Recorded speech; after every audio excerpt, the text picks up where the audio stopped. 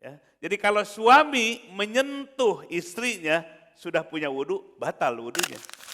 Turun ayat ini, aula mastumun nisa, yang membatalkan wudhu adalah aula mastum atau lamastum, kalian menyentuh. Pada umumnya yang disebut menyentuh itu pakai tangan. An-nisa, perempuan. Ya. Jadi kalau suami menyentuh istrinya sudah punya wudhu, batal wudhunya. Nabi tidak menafsirkan secara detail apa sih makna lamastum. Pokoknya ayat turun ini para sahabat udah aja ngejalanin begitu. Kemudian ternyata Ibnu Abbas sahabat Nabi menafsirkan lamastum itu jamaktum. Apa jamaktum? Bersetubuh suami kepada istrinya. Yang membatalkan wudhu itu bukan menyentuh begini, tapi kalau bersenggama hubungan suami dan istri. Makna lamastum jadi kinayah. Kinayah, menyentuh itu kinayah. Yang dimaksud adalah berhubungan badan. Tafsirnya siapa itu? Ibnu Abbas. Dari mana Ibnu Abbas menafsirkan seperti itu? Dari hadis Aisyah radhiyallahu anha. Karena ada Nabi sallallahu alaihi wasallam, Nabi SAW, yatawaddau, berwudu, kemudian yuqabbilu, Nabi mencium Aisyah. Menyentuh apa tidak? Tsumma yusolli, setelah itu, setelah mencium istrinya Aisyah, Nabi sholat.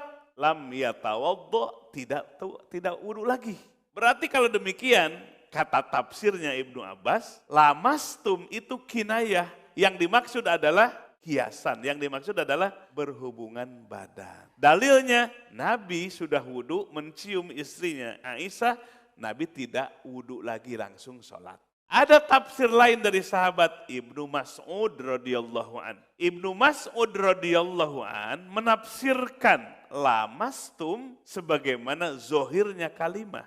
Lamastum artinya masas, menyentuh wanita. Jadi kalau menyentuh suami kepada istrinya, apalagi yang bukan mahramnya, maka batal wudunya. Itulah yang akhirnya Imam Syafi'i, Imam Maliki, Imam Ahmad bin Hanbal, 3 madhab berpegang teguh kepada tafsirnya Ibnu Mas'ud bahwa menyentuh itu membatalkan wudu. Kalau Imam Abu Hanifah menggunakan apa yang ditafsirkan oleh Ibnu Abbas. Yang dimaksud lamastum itu kinayah, yang dimaksud jamaktum, berbuat jima, bersetubuh suami dan istri. Lihat, sahabat berbeda pendapat. Kenapa? Nabi tidak menafsirkan. Jadi semua ayat tidak ditafsirkan oleh Nabi. Inilah sebetulnya Nabi memberikan ruang kepada ulama-ulamanya yang jadi pewarisnya untuk menafsirkan Al-Quranul Karim. Jadi sebetulnya bukan jadi cekcok, bukan jadi problem, bukan jadi permusuhan. Bedanya apa? Pendapat, baik dalam fikih maupun dalam bidang yang lainnya. Jadi kita, oh ini pendapatnya ini dalilnya ini. Kalau kita tahu dalilnya, ya metodologinya, kita akan bisa saling menghormati dan menghargai atau toleransi dalam perbedaan.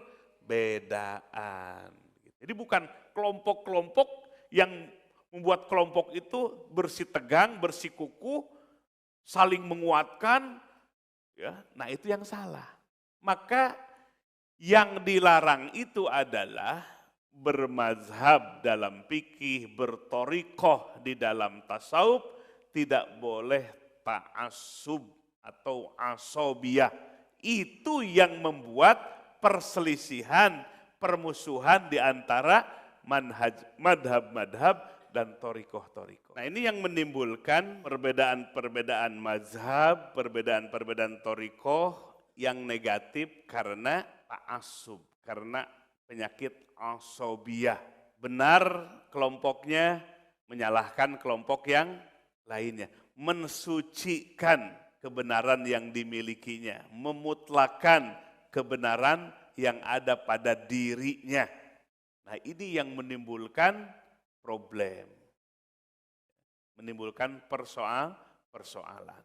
Jadi ya kalian bertorikohnya Idrisiyah, jangan menyalahkan thariqah yang lain. Itu. Ya, jangan menyalahkan tarekat-tarekat yang lainnya.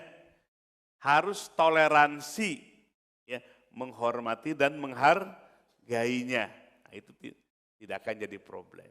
Jadi problemnya adalah asobia atau ta'asub atau fanatisme yang sempit.